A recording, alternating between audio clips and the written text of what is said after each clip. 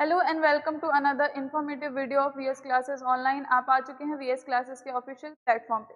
मैं बच्चों आप लोगों को पढ़ा रही थी क्लास 10th का जो डेमोक्रेटिक पॉलिटिक्स बुक है सोशल साइंस का, उसका 4th चैप्टर हम चला रहे थे, जिसमें हमने नेशनल पार्टीज तक पढ़ लिया था। और उस नेशनल पार्टी में हमने आम आदमी पार्टी के बारे में यानी आपकी पार्टी के बारे में पढ़ लिया था, जान लिया था कि कैसे 2011 के आंदोलन के बाद से वो जो पार्टी है वो उभर करके आई। ये सारी चीज़ें आपका बेस क्रिएट करने वाली हैं, बहुत अच्छे से देखिएगा, क्योंकि देश के एक जिम्मेदार छात्र और नागरिक होने के तौर पर आपको राजनीति में हिस्सा लेना आपका बेहतरी दिखाता है। हम पढ़ रहे थे नेशनल पार्टीज के बारे में, जिसमें हमने आम आदमी पार्टी के बारे में पढ़ लिया था। फिर भी एक बार एक छोटा सा ओवरव्यू ले लेते हैं कि हमने क्या पढ़ा था। देखिए, ये जो पार्टी है 26 नवंबर 2012 में आई थी। कब आई थी? 2011 में जो एंटी करप्शन मूवमेंट हुआ था, अन्ना हजारे जिसको लीड कर रहे थे, उसके बाद से ये जो पार्टी है वो उभर करके सामने आई। और इनका जो मोटिव था वो था कि अकाउंटेबिलिटी बढ़े, ठीक है, जिम्मेदारी बढ़े लोगों की, लोगों के प्रति जो भी पार्टियां हैं उनकी, और साथ साथ ट्रांसपेरेंसी यानी पारदर्शिता बढ़े बहुत ज्यादा। ये बेसिक इनका मुद्दा था। उसके बाद हमारी जो दूसरी पार्टी है जिसको हमें पढ़ना था वो है बहुजन समाज पार्टी। किसके बाद आई, क्यों आई, सारी चीजें लाइन बाय लाइन रीड करते हैं और उसको डिकोड करते हैं। बहुजन समाज पार्टी यानी बीएसपी के बारे में पढ़ रहे हैं। Formed in 1984 under the leadership of Kashiram, seeks to represent and secure power for the Bahujan Samaj. देखिए, ये जो पार्टी है ये उभर करके सामने आई और किसकी लीडरशिप में बनी? काशीराम के। और इस पार्टी का मोटिव था जो बहुजन समाज है, जिसमें दलित आते हैं, ओबीसीज आते हैं, एसटी-एससीज आते हैं, उनके मुद्दों को सामने ला करके रखना, उन्हें भी एक अधिकार दिलाना, समाज के जिम्मेदार नागरिकों में उन्हें शामिल करना। इस कारण ये पार्टी बनी थी। draws inspiration from the ideas and teachings of Sahu Maharaj, Mahatma Phule, Periyar Ramasamy Naicker and Baba Saheb Ambedkar.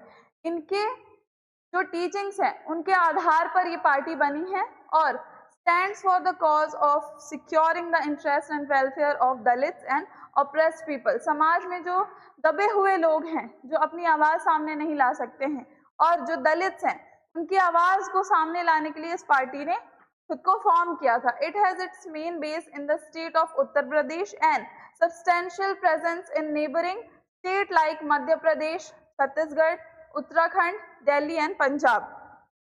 ये जो पार्टी है सबसे ज्यादा इनका जो अधिकार है वो उत्तर प्रदेश क्षेत्र में रहा है। उसके अलावा मध्य प्रदेश, उसके साथ साथ नेबरिंग जो कंट्रीज हैं जिसमें छत्तीसगढ़ जो स्टेट है, छत्तीसगढ़, मध्य प्रदेश, उत्तराखंड, दिल्ली, पंजाब, इन सारे इलाकों में भी इनका जो है वर्चस्व देखा गया है। Formed government in Uttar Pradesh several times by taking the support of different parties at different time। अलग अलग जो राजनीतिक दल रहे हैं उनका सपोर्ट लेकर के इन्होंने उत्तर प्रदेश में कई बार पार्टियां बनाई हैं। किस पार्टी की बात कर रहे हैं हम? बहुजन समाज पार्टी की बात कर रहे हैं, ठीक है। अब आगे बढ़ते हैं और हम पढ़ेंगे किसके बारे में? भारतीय जनता पार्टी के बारे में। तो इस समय जब हम ये पढ़ रहे हैं तो इनकी सरकार है सत्ता में। भारतीय जनता पार्टी के बारे में पढ़ते हैं। इसका चिन्ह है, आप देख सकते हैं, founded in 1980 by reviving the erstwhile Bharatiya Jansangh. भारतीय जनसंघ से ये निकल करके आया है, जो 1980 में बना और उस समय ये भारतीय जनता पार्टी बना। Formed by Shyama Prasad Mukherjee. श्यामा प्रसाद मुखर्जी ने इसे बनाया था 1951 में और बाद में ये रिवाइव होके 1980 में बनी। Wants to build a strong modern India by drawing inspiration from India's ancient culture and values। ये जो पार्टी है इनका मुद्दा था जो भी एंशियंट कल्चर है, मॉडर्न वैल्यूज हैं, उसको ये लोग अपने साथ लेकर के चलते हैं और वही सारे स्ट्रॉन्ग बिलीफ्स को ये आज के समाज में लाना चाहते हैं। And Deendayal Upadhyay's ideas of integral humanism and Antyodaya, cultural nationalism और Hindutva is an important element in this conception of Indian nationhood and politics। Bharatiya Janata party जो है वो एंशियंट जो स्क्रिप्चर्स हैं उनको फॉलो करती है और जो मॉडर्न वैल्यूज रहे हैं उनको बहुत ज़्यादा बढ़ावा देती है। साथ ही साथ कुछ और इनके जो है थॉट्स हैं। Wants full territorial and political integration of Jammu and Kashmir, जो हो चुका है with India, a uniform civil code for all people living in the country irrespective of their religion and ban of religious conversions। जो धर्मांतरण होते हैं उसके बहुत ज्यादा खिलाफ है भारतीय जनता पार्टी, और वो कदम भी उठा रही है कि जो धर्मांतरण है या जबरन धर्मांतरण है उसके एकदम खिलाफ है और उसे रोकना चाहती है, जिसके सिलसिले में अभी छत्तीसगढ़ सरकार ने ऐसा कदम उठाया है जिसकी वीडियो आपको हमारे चैनल में मिल जाएगी धर्मांतरण को लेकर के। तो बीजेपी ने धर्मांतरण का बहुत बड़ा विरोध किया और साथ ही साथ ये चाहती है कि एक सिविल कोड हो, यूनिफॉर्म, यानी सबके लिए एक कानून हो इररिस्पेक्टिव ऑफ देयर रिलीजन, वो किसी भी धर्म या जाति से आते हों। आगे बढ़ते हैं। Its support base increased substantially in the 1990s, earlier limited to north and west to the urban areas।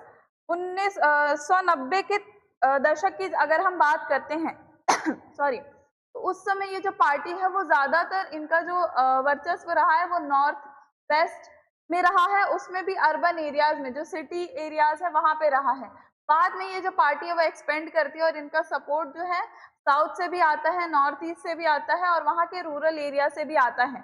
जब ये 1998 में एज अ लीडर सामने आती है, 1998 में Bhajpa, national democratic alliance including several regional parties, तो जब ये सत्ता में आ रही थी तब उस समय इसने क्या किया था, अलायंस किया था, कुछ रूरल पार्टीज थी, रीजनल पार्टीज थी के साथ। Emerged as a largest party with 303 members in 2019 Lok Sabha election. इतने मेंबर्स थे और लार्जेस्ट पार्टी निकल करके आई थी लोकसभा के चुनावों में। Currently leads the ruling NDA government at the centre. ये अभी की बात कर दिया। तो भाजपा के बारे में आपने क्या जाना, ये जो एंशिएंट हमारे मॉडर्न वैल्यूज हैं उनको फॉलो करती है, कन्वर्जन के खिलाफ है और एक यूनिफॉर्म सिविल कोड लाना चाहती है। नेक्स्ट हमारी पार्टी हो जाती है कम्युनिस्ट पार्टी ऑफ इंडिया यानी CPIM, फाउंडेड इन 1964। अच्छा, ये जो भी पार्टीज आप पढ़ रहे हैं उनकी डेट वगैरह लिख करके रखिएगा, उनको फाउंड करने वाले कौन कौन है उनका नाम जान करके रखिएगा, क्योंकि आपके एग्जाम में MCQ क्या आता है ये सारी चीज। Believes in Marxism Leninism support socialism. अब ये जो वैल्यू है कि मार्क्सिज्म या लेनिनिज्म क्या होता है, वो चीज होती है जिसमें लोग समाजवाद को बढ़ावा देते हैं, सेक्युलरिज्म धर्मनिरपेक्षता को बढ़ावा देते हैं, लोकतंत्र को बढ़ावा देते हैं, और इंपीरियलिज्म और कम्युनलिज्म यानी सांप्रदायिकता के खिलाफ होते हैं। ऐसी पार्टी है कम्युनिस्ट पार्टी जो इन सारी चीजों के खिलाफ और इनके सपोर्ट में है। accepts democratic election as a useful helpful means for securing the objective of socio-economic justice in India, enjoys strong support in West। ये जो पार्टी है इसका मैंने आपको एजेंडा बताया, ये किसके खिलाफ है ये मैंने बताया, और इन्हें वेस्ट में बहुत ज्यादा सपोर्ट मिला है, जैसे Bengal, Kerala, Tripura, especially among the poor, factory workers, farmer, agricultural labours and intelligentsia. Critical of the new economic policy that allow free flow of foreign capital and good into the country। ठीक है, ये जो कम्युनिस्ट पार्टी है ये देश के साथ साथ चाहती है कि देश में क्या हो, सेक्युलरिज्म आए, ठीक है, और साथ ही साथ जो सांप्रदायिकता है वो खत्म हो जाए। Was in power in West Bengal without a break for 34 years। ये बिना ब्रेक के सोचिए 34 साल तक बंगाल में, वेस्ट बंगाल में इनकी पार्टी थी। इन 2019 लोकसभा इलेक्शन इट वोन about 1.75% of votes in 3 seats जो है इन्होंने जीती थी लोकसभा इलेक्शन में। अब बात कर लेते हैं इंडियन नेशनल कांग्रेस के बारे में, जो सबसे पुरानी पार्टी है उसके बारे में बात कर लेते हैं।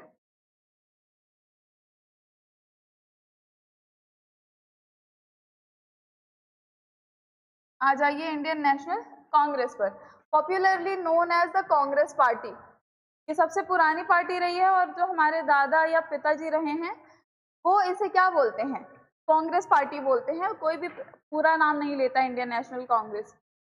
One of the oldest parties of the world, founded in 1885 and has experience many splits. बहुत सारे अलायंसेस भी हुए फिर बाद में बहुत ज्यादा स्प्लिट्स भी हुए हैं।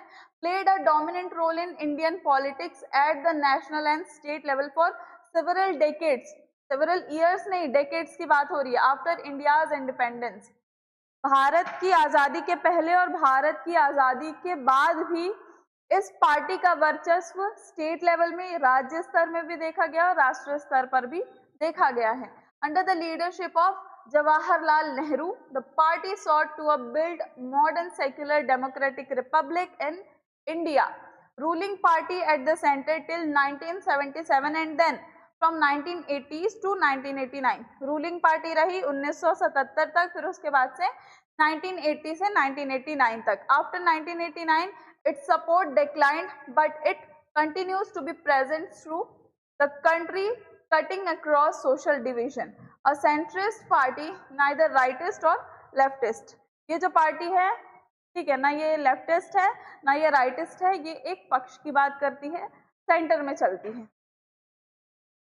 आगे चलते हैं, अभी स्टेट पार्टीज भी पढ़नी है। अब हम इंडियन नेशनल कांग्रेस की ही बात कर रहे हैं। देखिए, it's ideological orientation, the party espouses secularism and welfare of weaker section and minorities. जो हमारी कांग्रेस पार्टी है वो माइनॉरिटीज के वेलफेयर के बारे में और जो वीकर सेक्शन है उनके वेलफेयर के बारे में ज्यादा बात करती है। INC support new economic reforms with human face.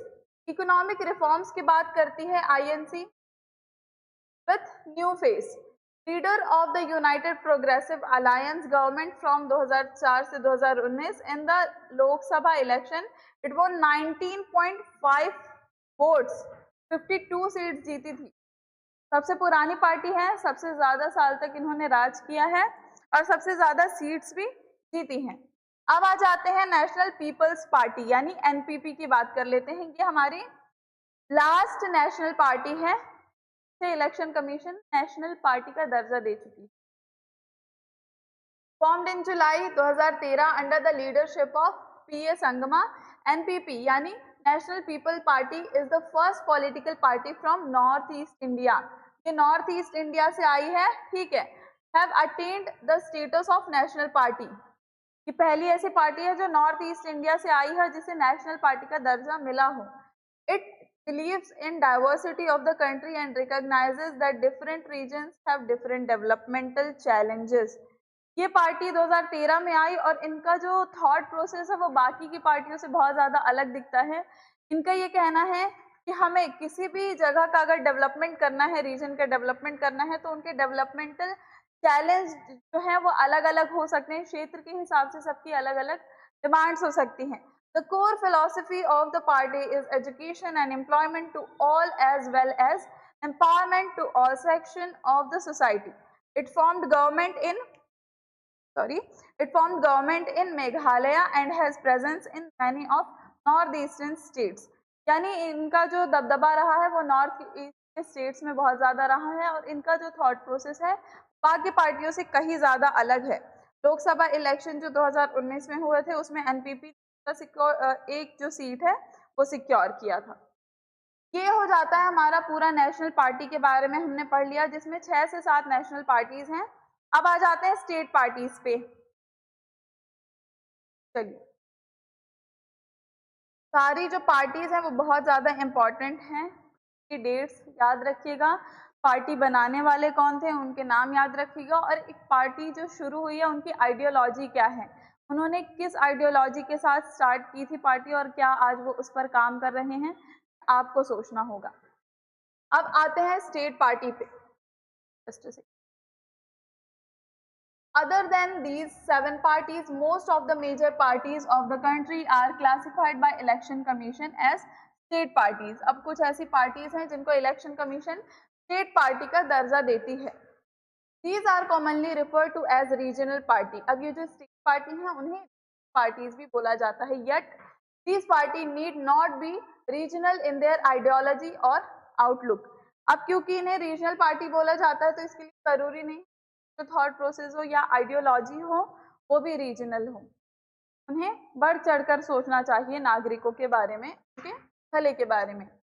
Some of these parties are all India parties that happen to have succeeded only in some state, इनमें बहुत सारी ऐसी पार्टीज, अब देखिए जितनी भी पार्टीज हैं सबको स्टेट का दर्जा नहीं दे दिया जाता, कुछ पैरामीटर्स होते हैं जो वो फुलफिल कर देती हैं, तो उसके बाद इलेक्शन कमीशन जो है उन्हें राज्य की पार्टी या रीजनल पार्टी का दर्जा दे देती है। Parties like the Samajwadi Party and Rashtriya Janata Dal have national level political organization with units in several states. Some of these parties like Biju Janata Dal, Sikkim Democratic Front, Mizo National Front and Telangana Rashtra Samiti are conscious about their state identity. ये जो आपको यहाँ पे कुछ नाम दिख रहे हैं ये स्टेट पार्टी के हैं या जो रीजनल आइडियोलॉजी के साथ आते हैं और स्टेट में काम करते हैं, और उनके नाम भी स्टेट वाइज ही दिए गए हैं, जिन्हें इलेक्शन कमीशन जो चुनाव आयोग है उन्हें रीजनल पार्टी का दर्जा दे देती है। Over the last 3 decades the number and strength of these parties has expanded. जो स्टेट पार्टीज के नंबर्स जो हैं वो बहुत ज़्यादा इंक्रीज होते गए हैं पिछले कुछ सालों में। This the parliament of India politically more and more diverse. अब क्योंकि अलग अलग रीजनल पार्टीज बन रही हैं तो उससे हो ये रहा है कि जो हमारी संसद है वहाँ पर डाइवर्सिटी देखने को मिल रही है। हम वेस्ट, ईस्ट, साउथ, नॉर्थ हर जगह से संसद में लोग बैठ रहे हैं तो वो चारों दिशाओं के बारे में बात करते हैं। No one national party is able to secure of its own a majority in Lok Sabha until 2014. As a result, the national parties are compelled to form alliances with state parties. अब कोई भी एक party ऐसी नहीं है national party जो खुद से सिक्योर कर सके, मेजॉरिटी ला सके लोकसभा में, इसलिए उन्हें अलायंस करने दिया गया स्टेट पार्टीज के साथ में। Since 1996 nearly every one of the state parties has got an opportunity to be a part of one or the other national level coalition government. coalition government मैंने पिछले लेक्चर्स में बताया है, आप चैप्टर 1 और चैप्टर 2 के देखेंगे, उसमें भी मैंने आपको बताया है कोलिशन गवर्नमेंट क्या होती है, which is similar as alliances.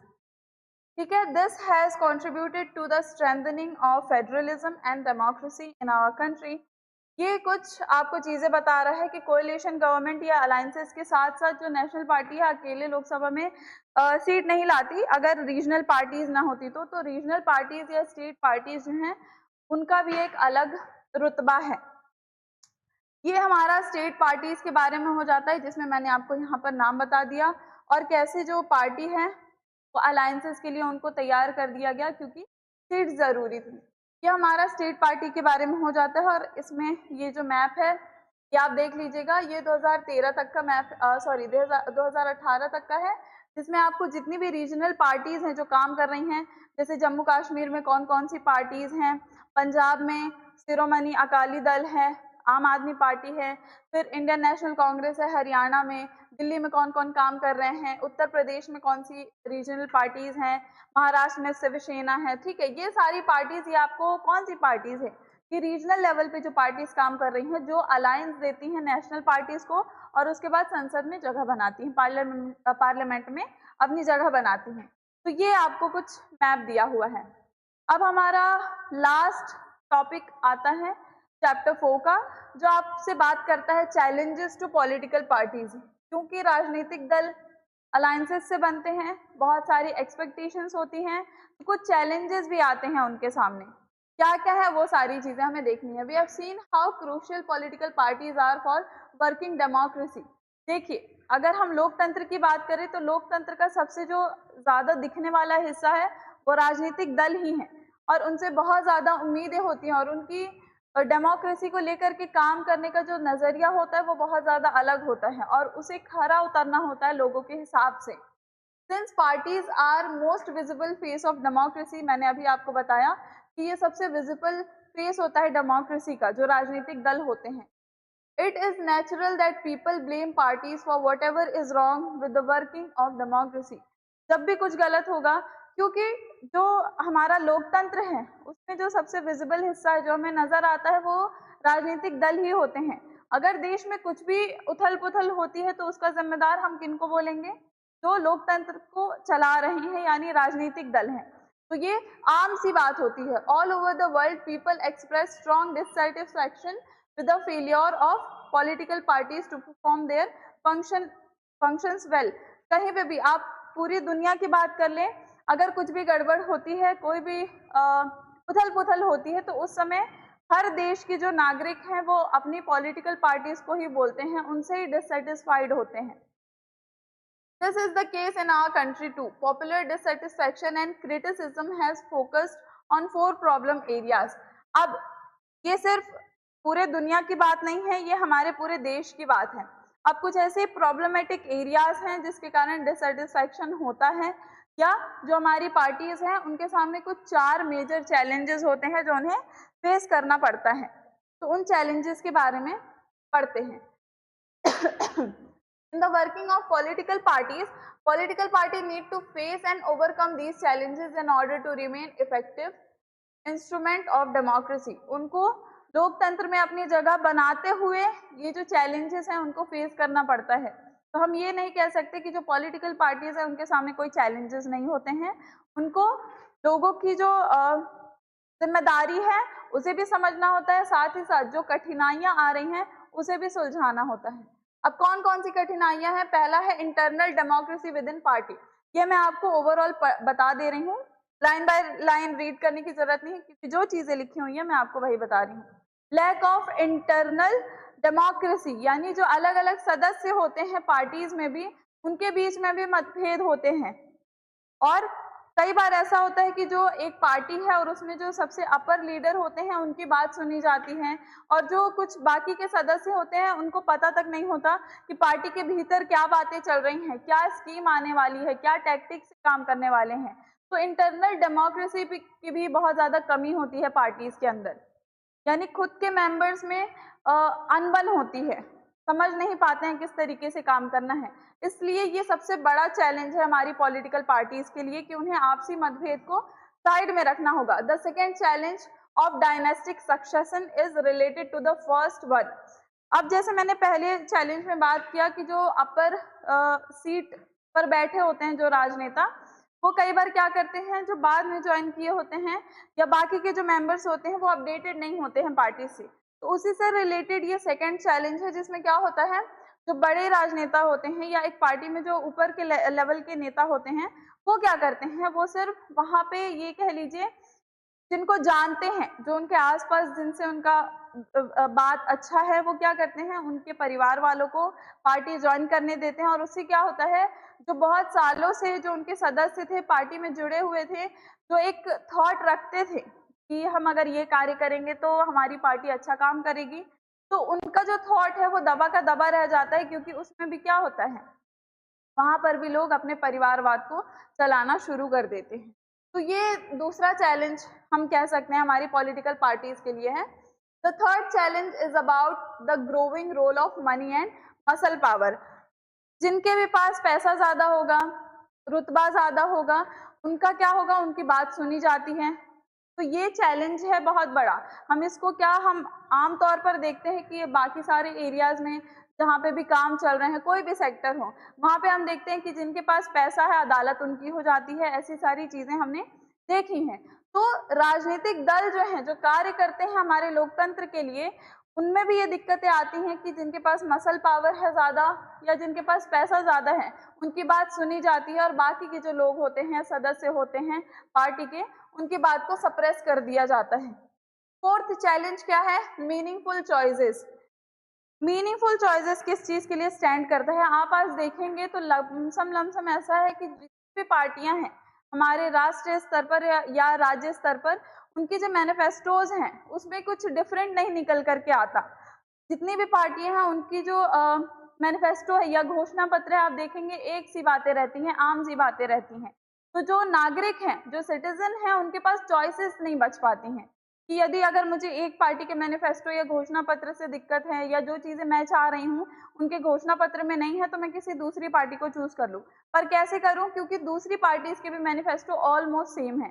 तो हमारे पास मीनिंगफुल चॉइसेस नहीं बच जाती हैं। ये पॉलिटिकल पार्टीज को चेंज करने की जरूरत है, और इन सारी ही चीजों से ओवरकम करने की जरूरत है, जिसके लिए जरूरी है कि हम क्या करें, पूरी पार्टीज को रिफॉर्म करें, उनके लिए एक अलग लॉ बने, उनके लिए भी कुछ चीजें बनाई गई हैं जिससे ये सारी जो दिक्कतें हैं, चैलेंजेस हैं, उसे ओवरकम किया जा सके। जिसमें पहला पॉइंट कहता है डिफेक्शन। अब डिफेक्शन क्या होता है? Changing party alliances allegiance from the party on which a person got elected. अब जो चैलेंज मैंने आपको पहले 4 बताए उसका निपटारा करने के लिए यहाँ पे कुछ आप बोल लीजिए सजेशंस या एफर्ट्स दिए गए हैं, जिसमें सबसे पहला बात करता है डिफेक्शन के बारे में। डिफेक्शन होता है, मान लीजिए मैं किसी पार्टी के साथ खड़ी हूँ और उस पार्टी ने मुझे सपोर्ट किया और मैं एक जगह पे मेरी सत्ता आ जाती है या मैं जीत जाती हूँ, लेकिन बाद में मैं क्या करती हूँ, वो पार्टी छोड़ करके मुझे कुछ अनबन होती है, कुछ दिक्कतें आती हैं, मैं उस पार्टी को छोड़ करके दूसरी पार्टी ज्वाइन कर लेती हूँ। और ऐसा होते रहता है कि जो एमएलए एमपीज हैं वो बार बार चुनाव में क्या करते हैं, चुनाव के दौरान उन्हें जगह स्विच करने लगते हैं, जिससे जो सिटीजन है वो बहुत ज़्यादा कंफ्यूज हो जाते हैं। तो इस चीज़ को जो हमारी कॉन्स्टिट्यूशन है उसने बदल दिया है, अमेंड कर दिया है और बोला है कि यदि एक व्यक्ति किसी पार्टी से जुड़ा हुआ था और वो उस पार्टी को छोड़कर दूसरे पद में जाता है तो उसका एमएलए या एमपी का जो पोस्ट है वो वहीं पर रद्द हो जाएगा। ऐसा नहीं होगा कि अगर वो एक पार्टी में रह करके जीता और उसने अपना पद छोड़ा तो वो एमएलए एमपी वो दूसरी पार्टी में भी उसी तरह ज्वाइन करेगा, उसका पद नल हो जाएगा, खत्म हो जाएगा। इससे ये होगा कि जो पार्टीज बदलने वाले लोग हैं, दल बदलू लोग हैं, वो कहीं ना कहीं रुक जाएंगे, लेकिन ये एक समस्या भी क्रिएट करता है। कैसे करेगा, देखिए। At the same time, this has made any dissent even more difficult. MPs and MLA have to accept whatever the party leaders decide. अब कुछ ऐसे भी लोग होंगे एक पार्टी में कि उनको दिक्कत होगी उस पार्टी से, क्योंकि वो उस तरीके से काम नहीं कर रहे होंगे जिस तरीके से पहले बताया गया था। तो अगर कोई इच्छुक व्यक्ति होगा जो पार्टी बदलना चाहता होगा तो वहाँ पे दिक्कत क्रिएट है। तो हर चीज़ के एक एक्सेप्शंस भी हैं। अब Supreme Court passed an order to reduce the influence of money and criminals. Now it is mandatory for every candidate who contests election to file an affidavit giving details of his property.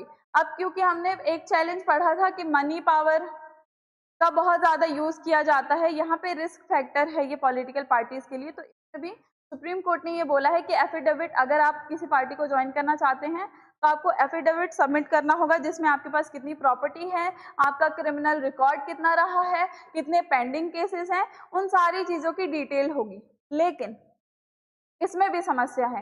क्या इस चीज़ का कहीं सबूत है कि जो भी राजनेता या जो भी पार्टी को ज्वाइन करने वाले लोग हैं जो एफिडेविट सबमिट कर रहे हैं उसका कोई सबूत है कि जो भी डिटेल उन्होंने अपनी प्रॉपर्टी की दी है वो सत्य हो?